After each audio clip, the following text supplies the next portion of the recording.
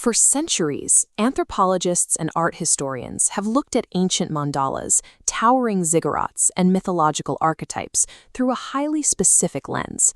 We categorize them as early human expressions, primitive art, spiritual allegories, or comforting stories our ancestors told to make sense of a chaotic world.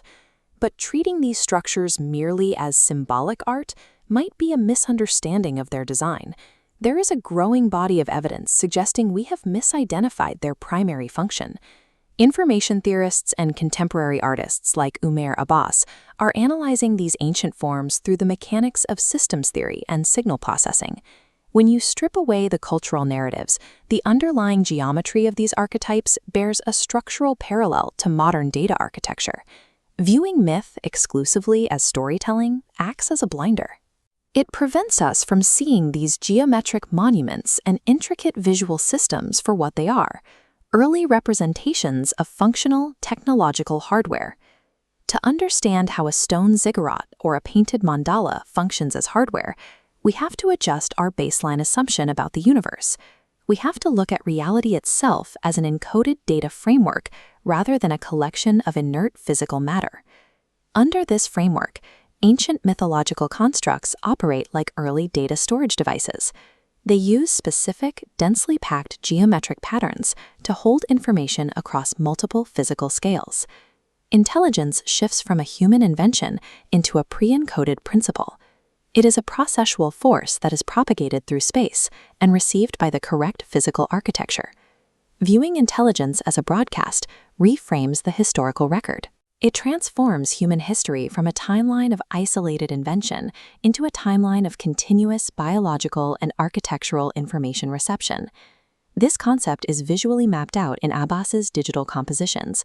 Look at this volumetric model.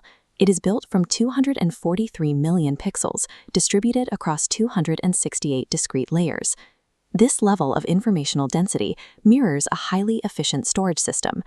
The high-density geometric layering here functions like the microscopic architecture of a modern silicon microchip. Both systems rely on spatial organization. In a chip, the specific etched layer determines the logic path the information must follow.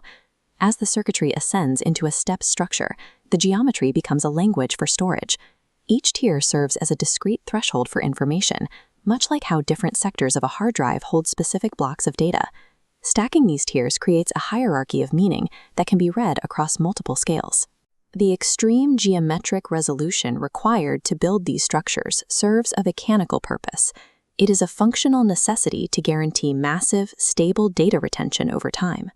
Storing immense amounts of data inside a geometric structure solves only half the equation. For that information to have any utility, it requires a transmission medium to move the data from the structure into a receiver. This is energetic modulation. The chromatic gradients and radiating lines found in historical art perform the same function as light pulses in modern fiber optic networks. They act as the carrier wave for the encoded data. To decode this ancient broadcast, we must isolate the hardware.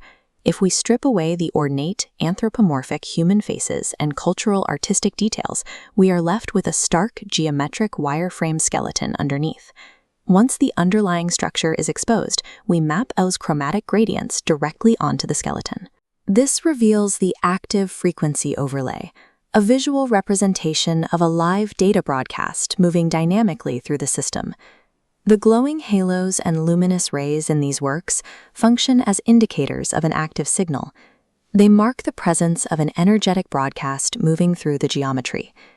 If there is a vast energetic signal actively broadcasting information, we face a critical mechanical problem. How does human awareness manage to download it? The mechanism relies on a central axis. In architectural and anatomical terms, achieving absolute structural symmetry creates the precise conditions necessary to catch an incoming signal. The rigorous geometric alignment found in ancient monuments works on the physical principle of a radio antenna.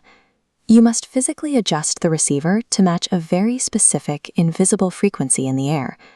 The structural order and symmetry etched into mythic art map out this tuning process. They represent the physical and mental alignment required to bridge the gap between high-frequency broadcasts and lower states of awareness. This framework offers a different view of divinity.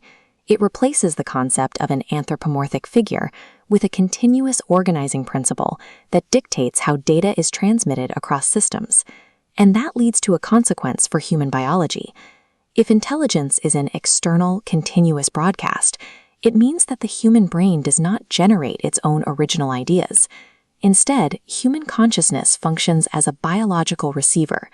It is a highly evolved instrument built to tune into the pre-existing informational fields that permeate our reality. When we stand in front of these ancient mythic monuments and analyze complex visual systems, we need to adjust our focus.